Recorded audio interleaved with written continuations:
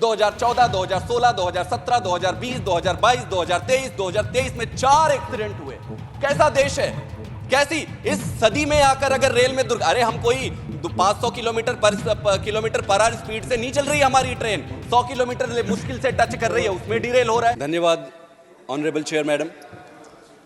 मुझे आज महामहिम राष्ट्रपति जी के अभिभाषण में धन्यवाद प्रस्ताव में बोलने का मौका मिला है, इसके लिए मैं भाग्यशाली हूँ। आप सब का भी, मेरी पार्टी की तरफ से भी, और उन सभी जनों का जिनका मेरे ऊपर आशीर्वाद है। ऑनरेबल चेयर मैडम, आप अगर अभिभाषण को पढ़ेंगे तो पहले पन्ने के पहले ग्राफ में ही 3 महत्वपूर्ण बातें सामने आती है। सबसे पहला है एक भारत श्रेष्ठ भारत, उसके बाद लिखा गया है अमृतकाल, और फिर तीसरा जो इम्पॉर्टेंट पॉइंट है वो है कि believers of the democratic principle and practices. मैं इन तीनों बातों को आधार बनाकर अपनी बात को आपके सामने और देश के सामने रखना चाहूँगा।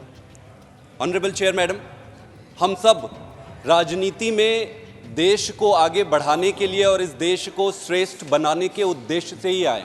हम सारे अपने अपने जीवन में अलग अलग क्षेत्र में थे।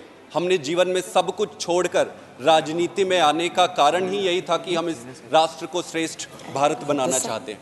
तो मुझे नहीं लगता कि इस सदन में बैठे हुए किसी भी व्यक्ति या किसी भी सदस्य और उस पूरे देश में किसी भी व्यक्ति के मन में संदेह होगा कि इस देश को कोई श्रेष्ठ बनाना नहीं चाहता है।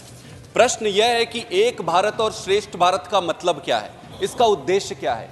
एक भारत श्रेष्ठ भारत का मतलब है कि इस देश में रहने वाला हर एक व्यक्ति में समानता हो, भारत ऐसा बने कि पूरी दुनिया में गौरवान्वित हो, श्रेष्ठ बने।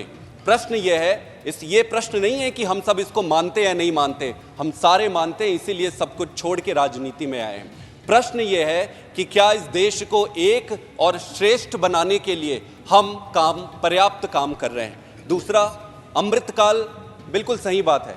अमृतकाल की संभावनाओं के बारे में भी किसी को कोई संदेह नहीं है। इस पूरे देश के हर व्यक्ति, हर नागरिक, जिस प्रकार से इंफॉर्मेशन टेक्नोलॉजी आज उपस्थित है, जिस प्रकार की व्यवस्थाएं पूरे देश में हैं, सब कुछ संभावनाओं को दर्शित करता है।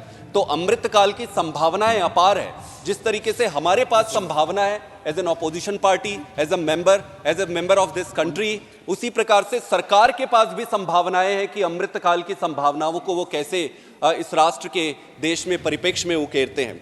प्रश्न ये नहीं है कि अमृतकाल अभी है या नहीं है, प्रश्न ये है कि क्या अमृतकाल की संभावनाओं को हम वास्तविकता में बदलने के लिए पर्याप्त काम कर रहे हैं। ऑनरेबल चेयर सर, एक भारत श्रेष्ठ भारत तो तभी होगा ना जब इस देश में रहने वाले हर एक व्यक्ति को एक समान और श्रेष्ठ शिक्षा मिले। एक भारत और श्रेष्ठ भारत तभी होगा जब इस देश में रहने वाले हर एक व्यक्ति को एक समान और श्रेष्ठ स्वास्थ्य सुविधा मिले। एक भारत और श्रेष्ठ भारत तभी होगा जब सभी व्यक्ति को समान न्याय मिलेगा। एक भारत श्रेष्ठ भारत तभी होगा जब सबको बराबर की सुरक्षा, रोजगार, पारदर्शी गवर्नेंस, राजनीतिक स्थिरता और नैतिक दायित्वों का निर्वहन होगा। एक भारत श्रेष्ठ भारत तो तभी बनेगा जब देश के हर एक व्यक्ति को समानता हो और उसके श्रेष्ठ बनाने के, उसके आगे बढ़ने के सभी व्यवस्थाएं पूरी हो। ऑनरेबल चेयर सर, एक एक करके मैं कुछ बिंदु आपके सामने रखना चाहता हूं। मैं इंस्टीट्यूशनल स्टेबिलिटी और इंस्टीट्यूशनल रिफॉर्म्स का पक्षधर हूं। मुझे ये लगता है सारी चीज़ों को देखते हुए पिछले 10 साल में हमारी सरकार ने, भारत की सरकार ने, प्रधानमंत्री मोदी जी ने जिस तरीके से काम किया है, ये पूरा काम एक पैच वर्क का काम दिखता है। कहीं भी मुझे एक भी ऐसा इंस्टीट्यूशन नहीं दिखता है जिस इंस्टीट्यूशन को उठाकर पूरा फोकस उस इंस्टीट्यूशन को इंप्रूव करने में लगाया हो। ऐसा लगता है कि सारा का सारा एक पैच वर्क है और पैच वर्क में थोड़ा सा पैसा इसमें डाल दो, थोड़ा पैसा इस पे डाल दो, थोड़ा पैसा उस पे डाल दो, आज अगर ये हो गया तो इस पे पैसा डाल दो, थोड़ा इधर थोड़ा उधर, थोड़ा सब कुछ करने के चक्कर में मुझे लगता है जो कॉम्प्रोमाइज हो रहा है वो इंस्टीट्यूशंस के साथ हो रहा है। और अगर इंस्टीट्यूशन के साथ कॉम्प्रोमाइज हुआ तो देश विकसित होना बहुत बहुत दूर की बात है। ऑनरेबल चेयर सर, अगर मैं अर्थव्यवस्था की बात करूं तो 3 आधारभूत परिप्रेक्ष्य हैं जिसको हमें डिस्कस करना चाहिए। आंकड़े तो बहुत सारे हो सकते हैं, सबसे इंपॉर्टेंट चीज ये है कि एक व्यक्ति की कमाई कितनी है, क्या उसकी कमाई में बढ़ोतरी हुई।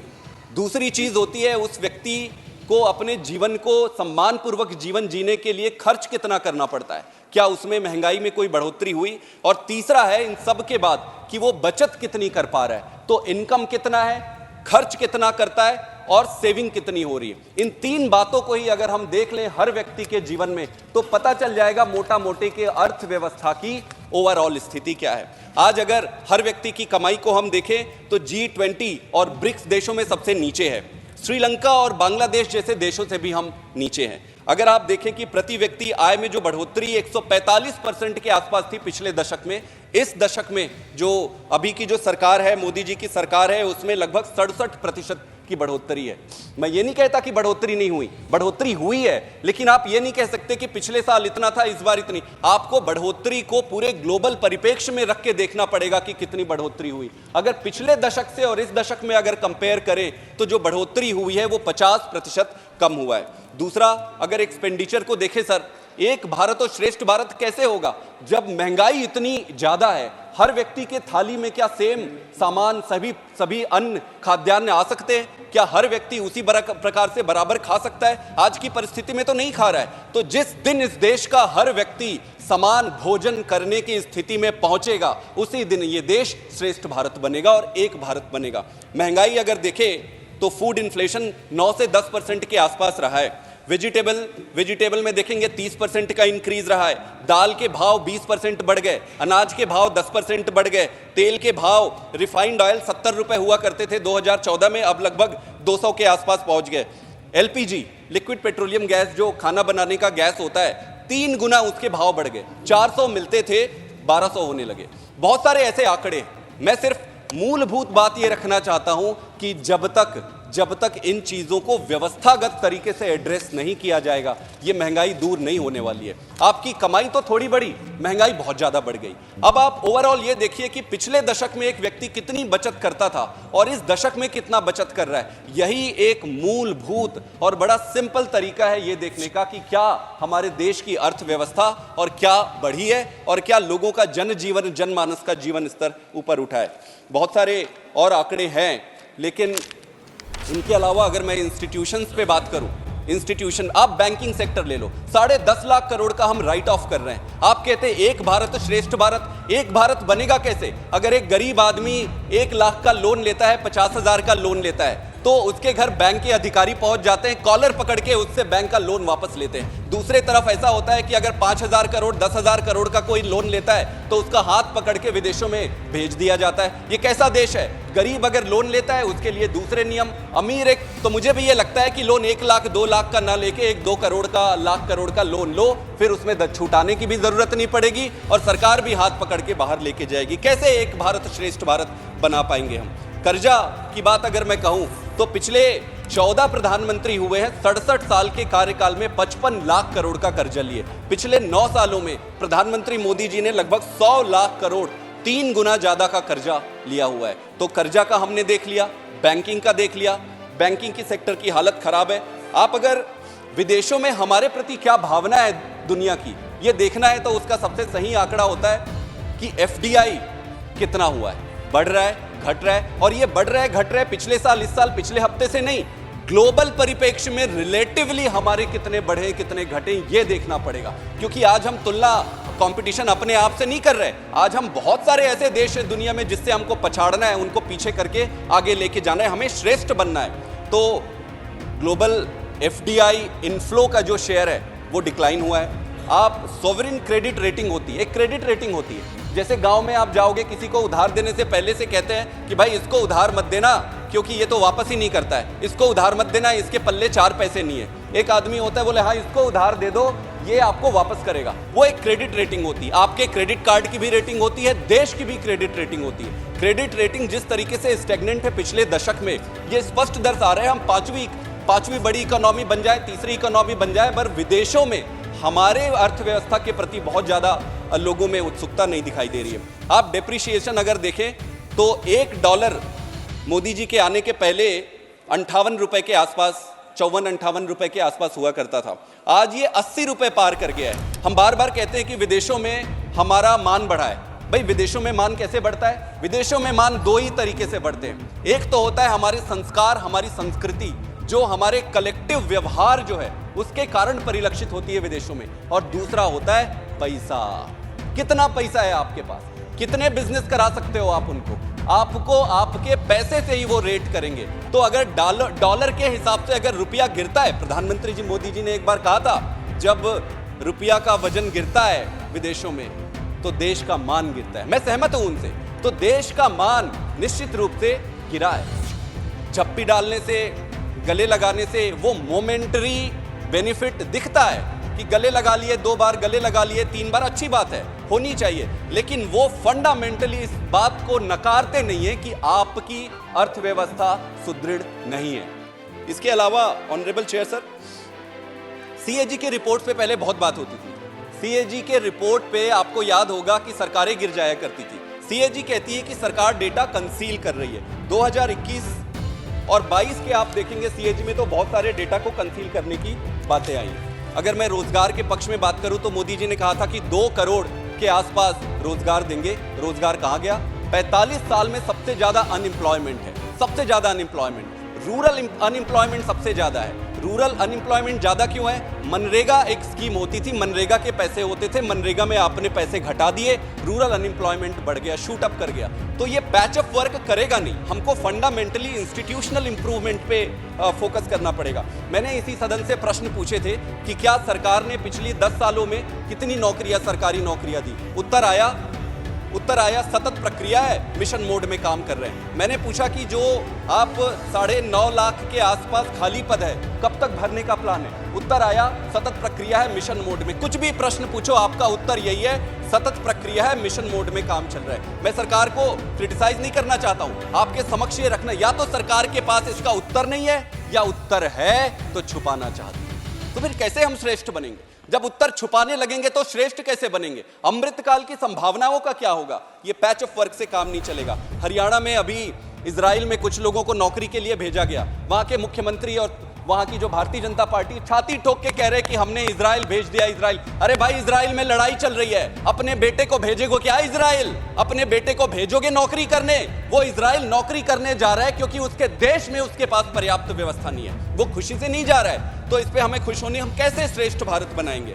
ऑनरेबल चेयर सर, भ्रष्टाचार की तो बात ही छोड़ दें, मैं एक ही शब्द में यही कहना चाहूंगा कि काला धन लाने की जो बात कही गई थी उस पर कुछ हुआ नहीं, बट वो जुमला था, हमें बता दिया गया, हमने उसे एक्सेप्ट कर लिया है। एक इंडेक्स होता है करप्शन परसेप्शन इंडेक्स। इस करप्शन परसेप्शन इंडेक्स में जो ट्रांसपेरेंसी इंटरनेशनल है उसने 93वां नंबर हमें दिया है। Out of 180 countries we were ranked 93। Bhutan was ranked 26, way above than us.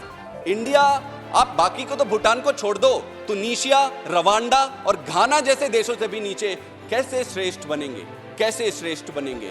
Slogan ना बन के रह जाए, हमको श्रेष्ठ बनना है, हम सबको मिलकर काम करना है। पर ऐसे कैसे श्रेष्ठ बनेंगे? कैसे अमृतकाल की संभावनाओं को प्रखर करेंगे?